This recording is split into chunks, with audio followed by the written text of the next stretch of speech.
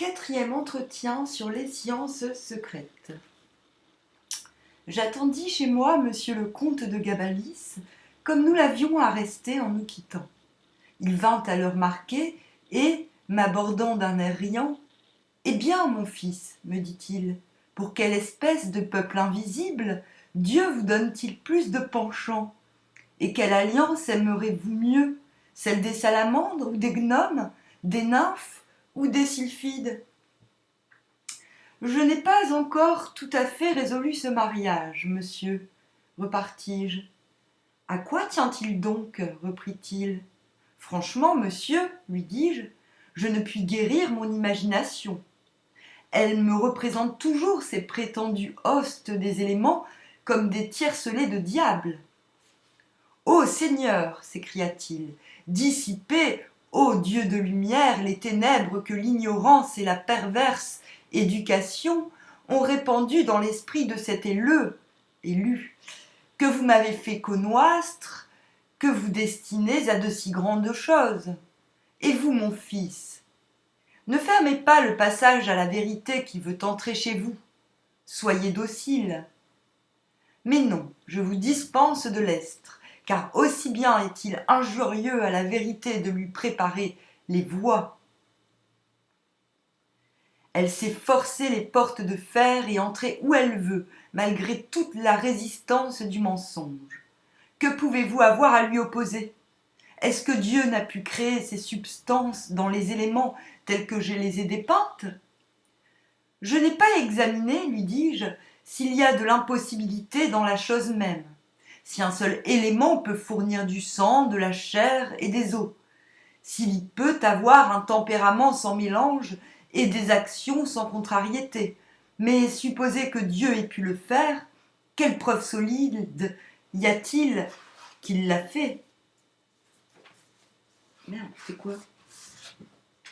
Ah, je viens d'écraser une peau de banane. Non, c'est pas grave. Voulez-vous en être convaincu tout à l'heure ? Reprit-il, sans tant de façon. Je m'en vais faire venir les sylphes de Cardan. Vous entendrez de leur propre bouche ce qu'ils sont et ce que je vous en ai appris. Non pas cela, monsieur, s'il vous plaît, m'écriai-je brusquement. Différez, je vous en conjure, cette espèce de preuve jusqu'à ce que je sois persuadé que ces gens-là ne sont pas ennemis de Dieu. Car, jusque-là, j'aimerais mieux mourir que de faire ce tort à ma conscience de... Voilà, l'ignorance et la fausse piété de ces temps malheureux, interrompit le comte d'un ton colère. Que n'efface-t-on donc du calendrier des saints le plus grand des anachorètes, et que ne brûle-t-on ces statues ? C'est grand dommage qu'on insulte à ces cendres vénérables, et qu'on ne les jette au vent comme on fera celles des malheureux qui sont accusés d'avoir eu commerce avec les démons. S'est-il avisé d'exorciser les sylphes, et ne les a-t-il pas traités en hommes ? Qu'avez-vous à dire à cela, monsieur, le scrupuleux, vous et tous vos docteurs misérables ?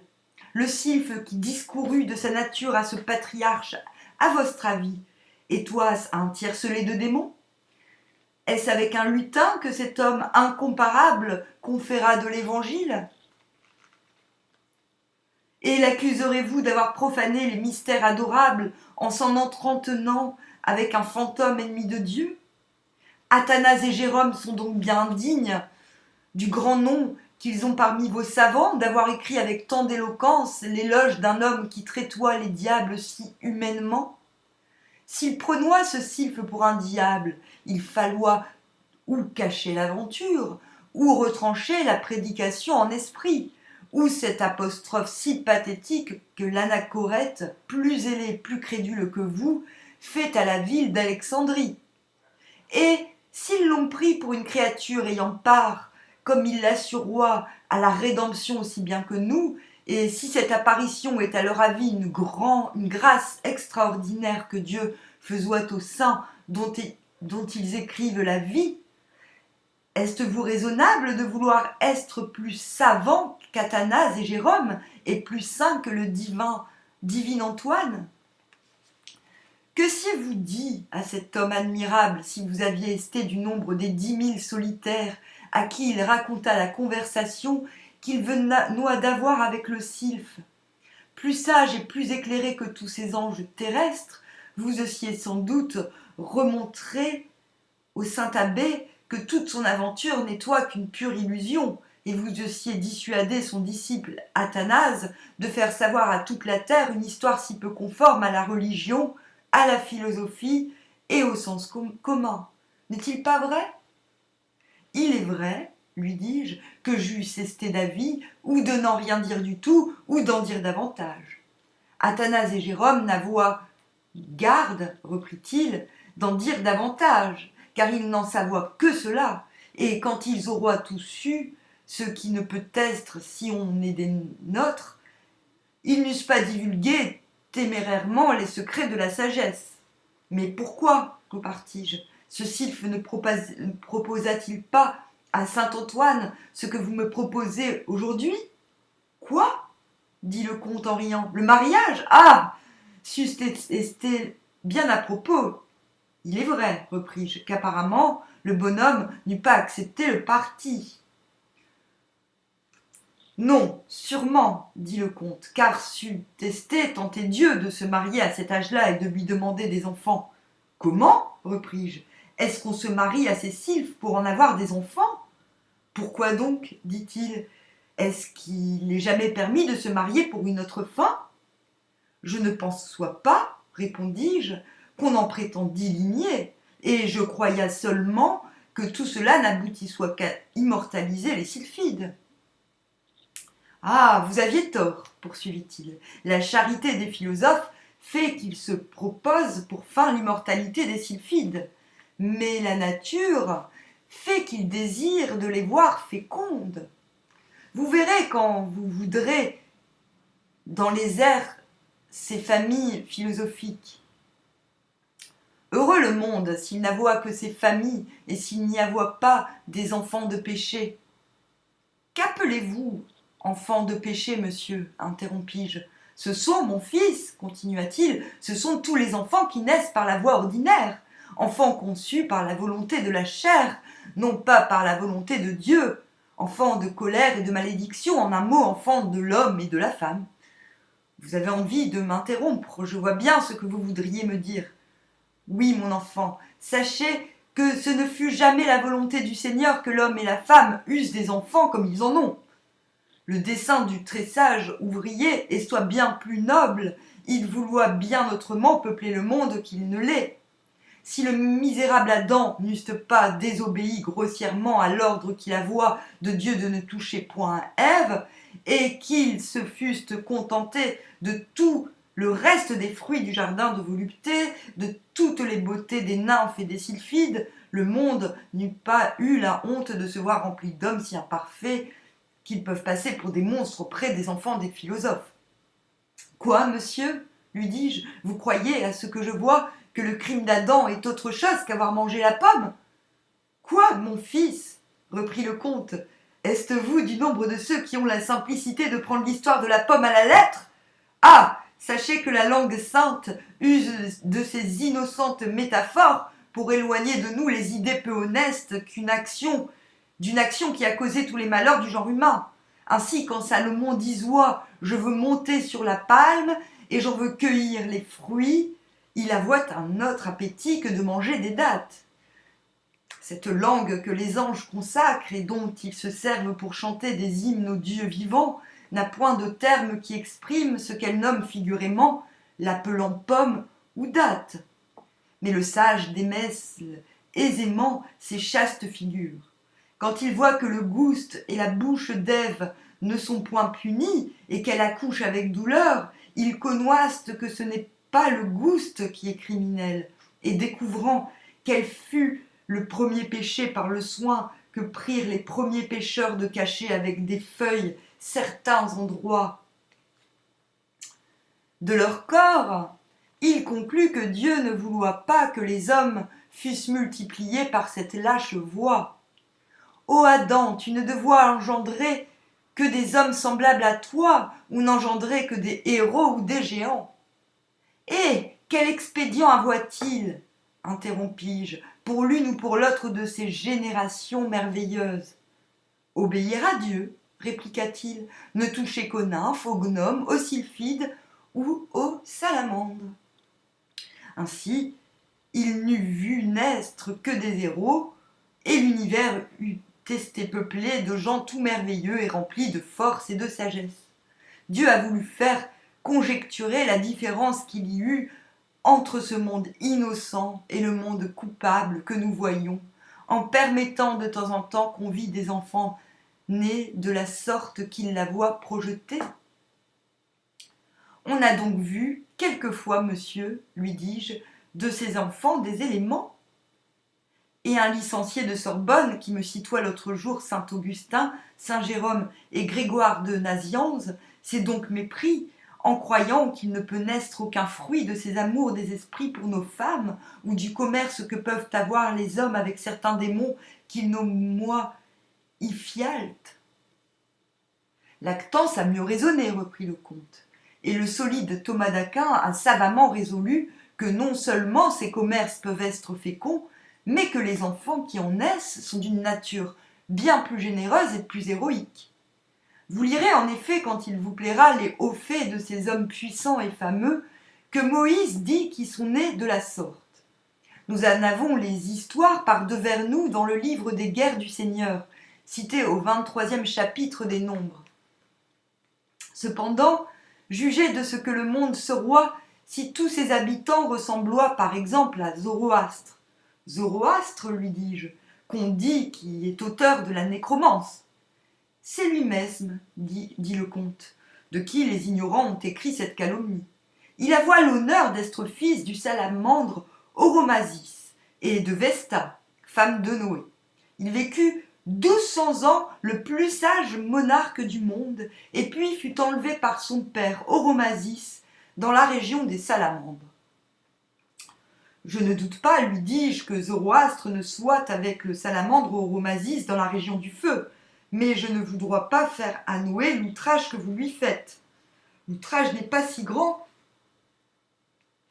que vous pourriez croire, reprit le comte. Tous ces patriarches-là tenoient à grand honneur d'être les pères putatifs des enfants, que les enfants de Dieu vouloient avoir de leurs femmes, mais ceci est encore trop fort pour vous. Revenons à Oromasis. Il fut aimé de Vesta, femme de Noé. Cette Vesta, étant morte, fut le génie tutélaire de Rome et le feu sacré qu'elle vouloit que des vierges conservassent avec tant de soin, étoit en l'honneur du salamandre son amant. Outre Zoroastre, il naquit de leur amour une fille d'une beauté rare et d'une sagesse extrême. C'est toi la divine Égérie, de qui Numa Pompilius reçut toutes ses lois. Elle obligea Numa, qu'elle et moi, de faire bâtir un temple à Vesta sa mère, où on entretient droit le feu sacré en l'honneur de son père Oromasis.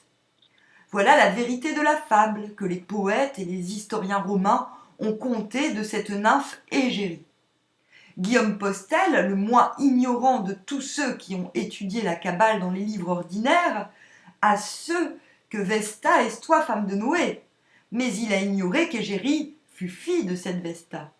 Et n'ayant pas lu les livres secrets de l'ancienne Kabbale, dont le prince de la Mirande acheta si chèrement un exemplaire, il a confondu les choses et a cru seulement qu'Égérie est toi, le bon génie de la femme de Noé. Nous apprenons dans ces livres qu'Égérie fut conçue sur l'eau, lors que Noé est roi sur les flots vengeurs qui inondaient l'univers. Les femmes estoient alors réduites à ce petit nombre qui se sauvèrent dans l'arche kabbalistique que ce second père du monde avoua bâti. Ce grand homme, gémissant de voir le châtiment épouvantable dont le Seigneur punit soit les crimes causés par l'amour qu'Adam avoua eu pour son Ève, voyant qu'Adam avoua perdu sa postérité en préférant Ève aux filles des éléments et en l'ostant à celui des salamandres ou des sylphes qui eût su se faire aimer à elle. Noé, dis-je, devenu sage par l'exemple funeste d'Adam, consentit que Vesta, sa femme, se donna au salamandre Oromasis, prince des substances ignées.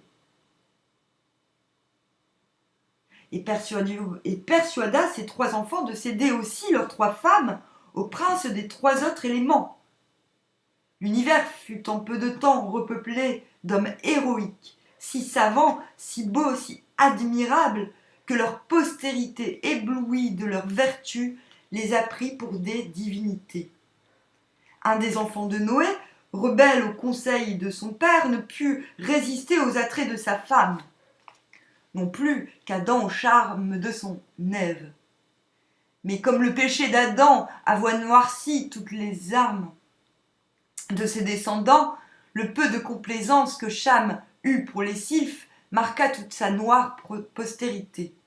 De là vient, disent nos kabbalistes, le teint horrible des Éthiopiens et de tous ces peuples hideux à qui il est commandé d'habiter sous la zone torride en punition de l'ardeur profane de leur père.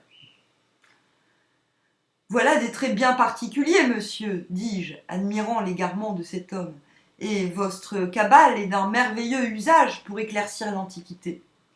Merveilleux, reprit-il gravement, et sans elle, écriture, histoire, fable et nature sont obscures et inintelligibles. Vous croyez par exemple que l'injure que Cham fit à son père soit telle qu'il semble à la lettre? Vraiment, c'est bien autre chose. Noé sortit de l'arche et voyant que Vesta, sa femme, ne faisait qu'embellir par le commerce qu'elle avoit avec son amant Oromasis, redevient passionné pour elle. Cham, craignant que son père n'allasse encore peupler la terre d'enfants aussi noirs que ces Éthiopiens, prit son temps un jour que le bon vieillard restoua plein de vin et le chastra sans miséricorde. Vous riez? Je ris du zèle indiscret de Cham, lui dis-je. Il faut plutôt admirer, reprit le comte, l'honnêteté du salamandre Oromasis, que la jalousie n'empêcha pas d'avoir pitié de la disgrâce de son rival. Il apprit à son fils Zoroastre, autrement nommé Japheth, le nom du Dieu tout-puissant qui exprime son éternelle fécondité. Japheth prononça 6 fois, alternativement avec son frère Sem, marchant à reculons vers le patriarche, le nom redoutable Jabamia, et ils restituèrent le vieillard en son entier. Cette histoire mal entendue a fait dire aux Grecs que le plus vieux des dieux avoit été châtré par un de ses enfants. Mais voilà la vérité de la chose. Parle de Saturne. D'où vous pouvez voir combien la morale des peuples du feu est plus humaine que la nôtre, et même plus que celle des peuples de l'air ou de l'eau, car la jalousie de ceux-ci est cruelle, comme le divin Paracelse nous l'a fait voir dans une aventure qu'il raconte, et qui a été vue de toute la ville de Steffenberg. Un philosophe avec qui une nymphe estoire entrer en commerce d'immortalité fut assez malhonnête homme pour aimer une femme. Comme il dînoit avec sa nouvelle maîtresse et quelques-uns de ses amis, on vit en l'air la plus belle cuisse du monde. L'amant invisible voulut bien la faire voir aux amis de son infidèle, afin qu'ils jugeassent du tort qu'il avoua de lui préférer une femme. Après quoi la nymphe, indignée, le fit mourir sur l'heure. « Ah, monsieur, m'écriai-je, cela pourra bien me dégoûter de ces amantes si délicates. Je confesse, reprit-il, que leur délicatesse est un peu violente. Mais si on a vu parmi nos femmes des amantes irritées faire mourir leurs amants par jure, il ne faut pas s'étonner que ces amantes, si belles et si fidèles, s'emportent quand on les trahit, d'autant plus qu'elles n'exigent des hommes que de s'abstenir des femmes dont elles ne peuvent souffrir les défauts, et qu'elles nous permettent d'en aimer parmi elles autant qu'il nous plaise.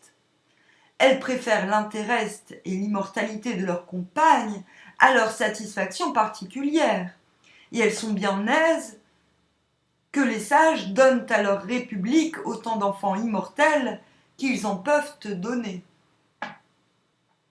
Mais enfin, monsieur, repris-je, d'où vient qu'il y a si peu d'exemples de tout ce que vous me dites?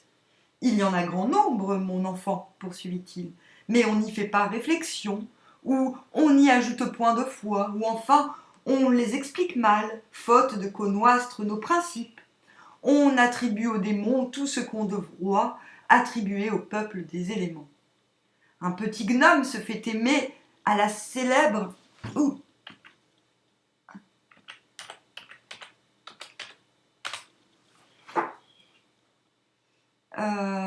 Magdeleine de la Croix, abbesse d'un monastère à Cordoue, en Espagne. Elle le rend heureux dès l'âge de 12 ans, et ils continuent leur commerce l'espace de 30. Un directeur ignorant persuade Magdeleine que son amant est un lutin, et l'oblige de demander l'absolution au pape Paul III. Cependant, il est impossible que ce fût un démon, car toute l'Europe a su, et Cassiodorus Rhénius a voulu apprendre à la postérité le miracle qui se faisait tous les jours en faveur de la Sainte Fille, ce qui apparemment ne fut pas arrivé si son commerce avec le gnome eût été si diabolique que le vénérable directeur l'imaginoit. Ce docteur-là eût dit hardiment, si je ne me trompe, que si le sylphe qui s'immortalisoit avec la jeune Gertrude, religieuse du monastère de Nazareth au diocèse de Cologne, et toi quelque diable. Assurément, lui dis-je, et je le crois aussi. Ah, mon fils, poursuivit le comte en riant, si cela est, le diable n'est guère malheureux de pouvoir entretenir commerce de galanterie avec une fille de 13 ans et lui écrire les billets doux qui furent trouvés dans sa cassette. Croyez, mon enfant, croyez que le démon a dans la région de la mort des occupations plus tristes et plus conformes à la haine qu'a pour lui le Dieu de pureté. Mais c'est ainsi qu'on se ferme volontairement les yeux. On trouve par exemple dans Tite Live que Romulus est toi fils de Mars. Les esprits forts disent c'est une fable. Les théologiens, il est toi fils d'un diable incube. Les plaisants, mademoiselle Sylvia a voix perdue ses gens, et elle en voulut couvrir la honte, en disant qu'un Dieu les lui a voix volée. Nous qui connaissons la nature et que Dieu a appelé de ses ténèbres à son admirable lumière, nous savons que ce Mars prétendu est toi un salamandre qui, épris de la jeune Sylvie, la fille mère du grand Romulus, ce héros, qui après avoir fondé sa superbe ville, fut enlevé par son père dans un char enflammé, comme Zoroastre le fut par Oromasis. Un autre salamandre fut père de Servius Tullius. Tite-Live dit que ce fut le dieu du feu, trompé par la ressemblance, et les ignorants en ont fait le mesme jugement que du père de Romulus.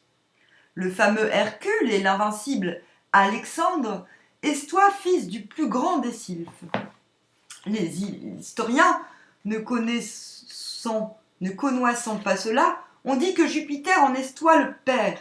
Ils disent vrai, car comme vous avez appris, ces sylphes, nymphes et salamandres, s'estant érigés en divinité, les historiens qui les croyaient tels appeloient enfants des dieux tous ceux qui en soient. Tel fut le divin Platon, le plus divine Apollonius Tianius, Apollonius de Tiane, Hercule, Achille, Sarpédon, le pieux Énée et le fameux Melchisédech. Car savez-vous qui fut le père de Melchisédech ? Non, vraiment, lui dis-je. Car est-ce Paul ne le savoit pas ?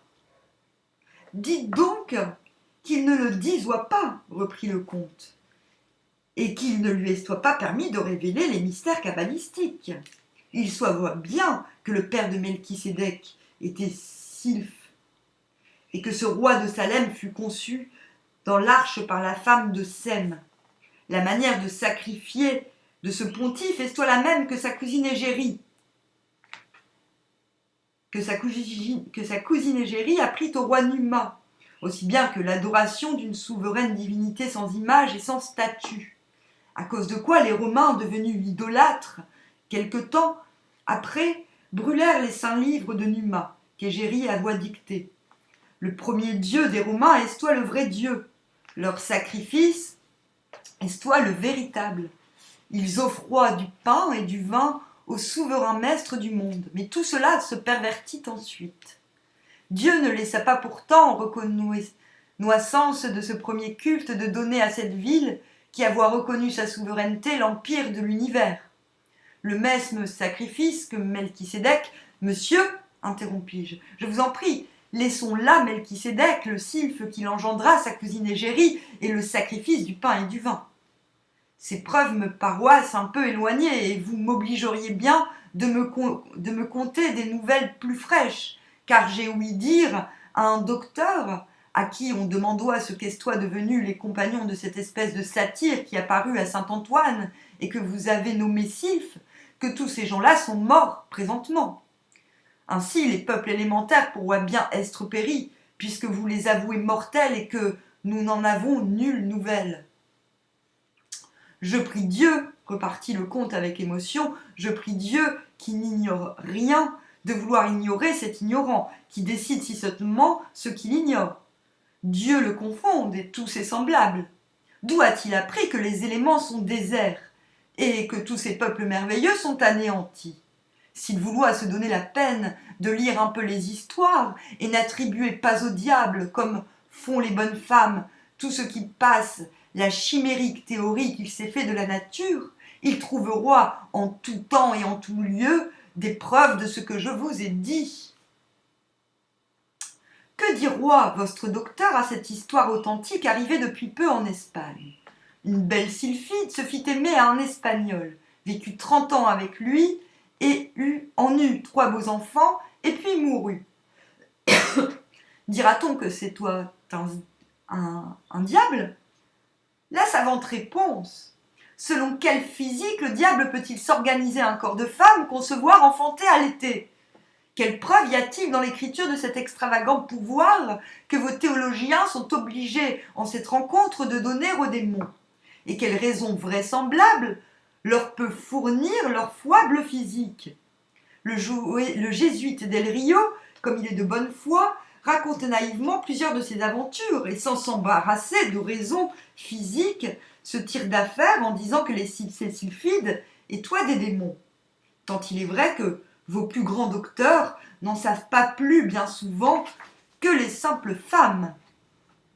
Tant il est vrai que Dieu aime à se retirer dans son trône nubileux et qu'épaississant les ténèbres qui environnent sa majesté redoutable, il habite une lumière inaccessible et ne laisse voir ses vérités qu'aux humbles de cœur. Apprenez à être humble, mon fils, si vous voulez pénétrer ces ténèbres sacrées qui environnent la vérité. Apprenez des sages à ne donner aux démons aucune puissance dans la nature, depuis que la pierre fatale les a renfermés dans le puits de l'abysme. Apprenez des philosophes à chercher toujours les causes naturelles dans tous les événements extraordinaires. Et quand les causes naturelles manquent, recourez à Dieu et à ses saints anges, et jamais aux démons, qui ne peuvent plus rien que souffrir. Autrement, vous blasphémeriez souvent sans y penser, et vous attribueriez au diable l'honneur des plus merveilleux ouvrages de la nature. Quand on vous dira par exemple que le divin Apollonius Tianus fut conçu sans l'opération d'aucun homme et qu'un des plus hauts salamandres descendit pour s'immortaliser avec sa mère, vous diriez que ce salamandre était un démon et vous donneriez la gloire au diable de la génération d'un des plus grands hommes qui soit sorti de nos mariages philosophiques. Mais, monsieur, interrompis-je, cet Apollonius est réputé parmi nous pour un grand sorcier, et c'est tout le bien qu'on en dit. Voilà, reprit le comte, un des plus admirables effets de l'ignorance et de la mauvaise éducation. Parce qu'on entend faire à sa nourrice des contes de sorciers, tout ce qui se fait d'extraordinaire ne peut avoir que le diable pour auteur. Les plus grands docteurs ont beau faire, ils n'en seront pas crus s'ils ne parlent comme nos nourrices.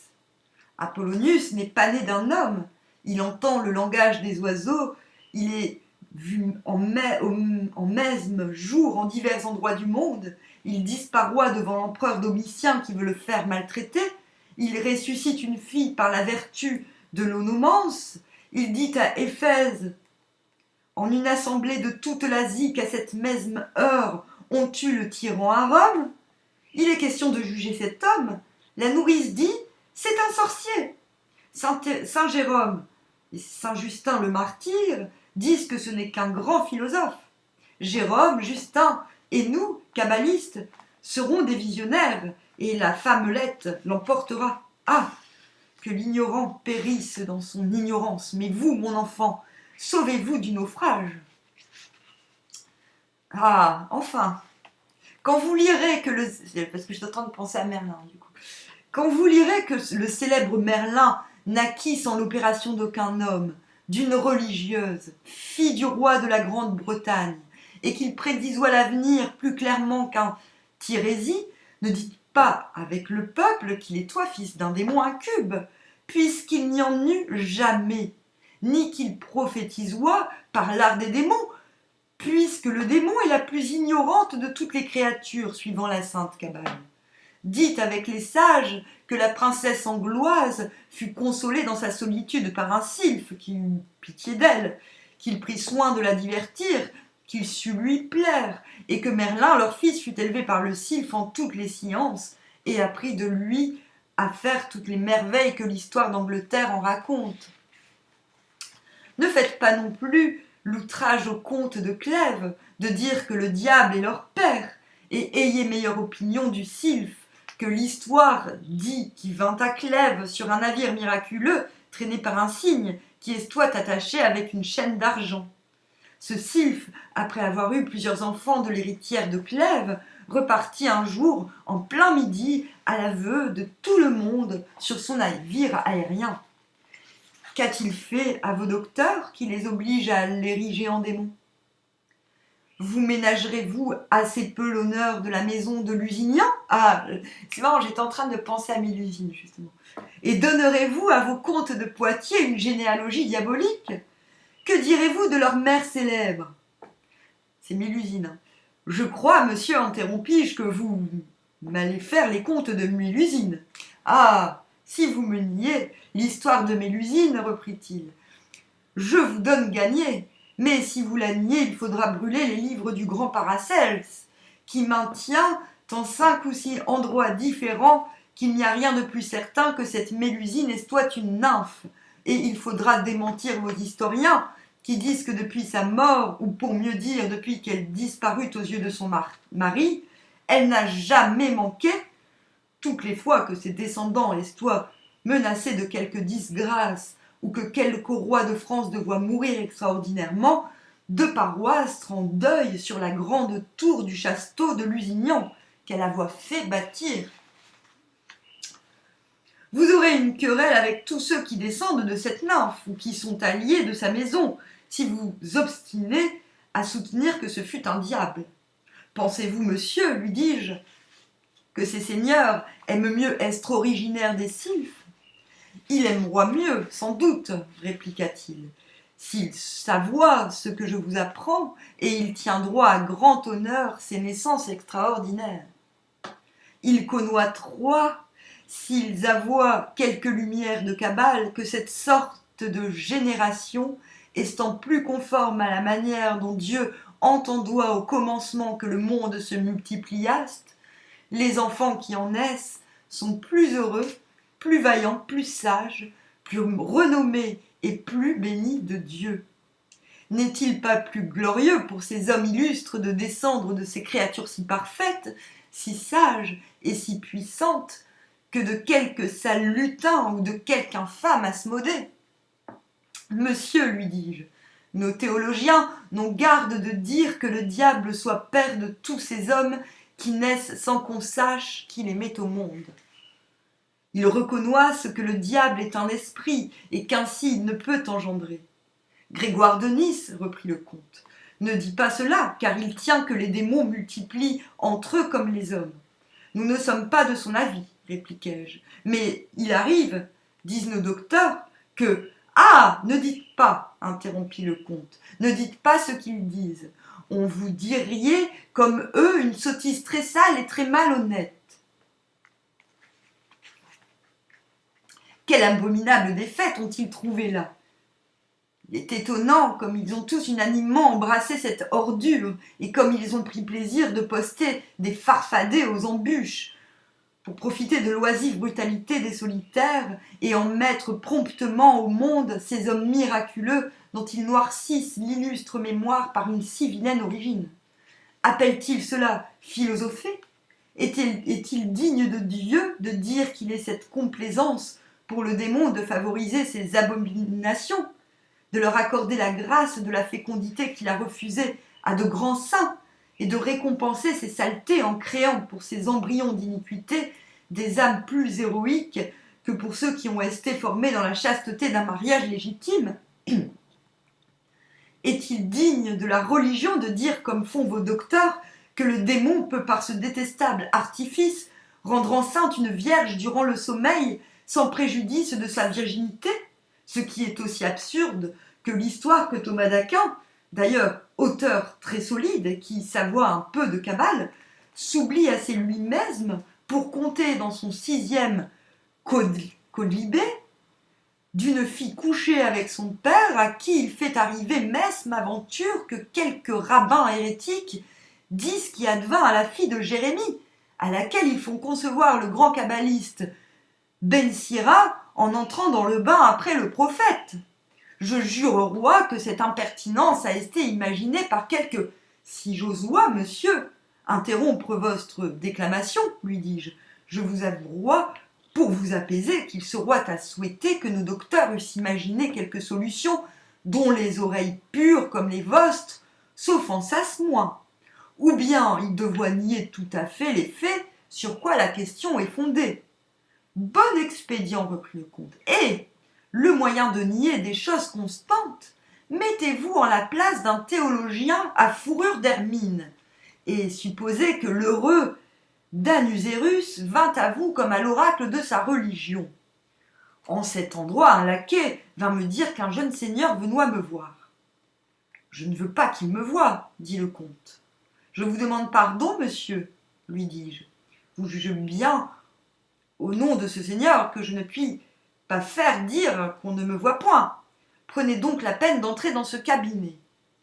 Ce n'est pas la peine, dit-il, je vas me rendre invisible. Ah, monsieur, m'écriai-je, trêve de diablerie, s'il vous plaît.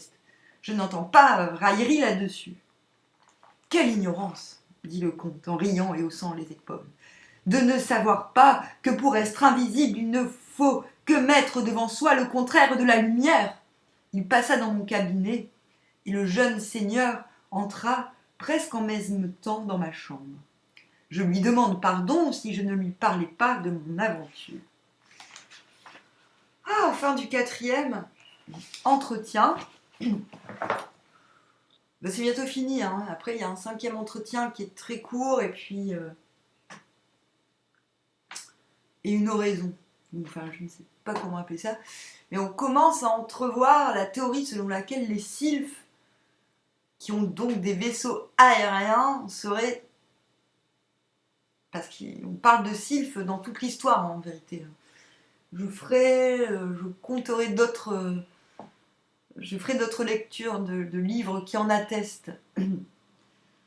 Et donc je disais, oui, les sylphes, vaisseaux aériens, on peut commencer à envisager le phénomène ovni comme étant un petit peu, comme pouvant être, relié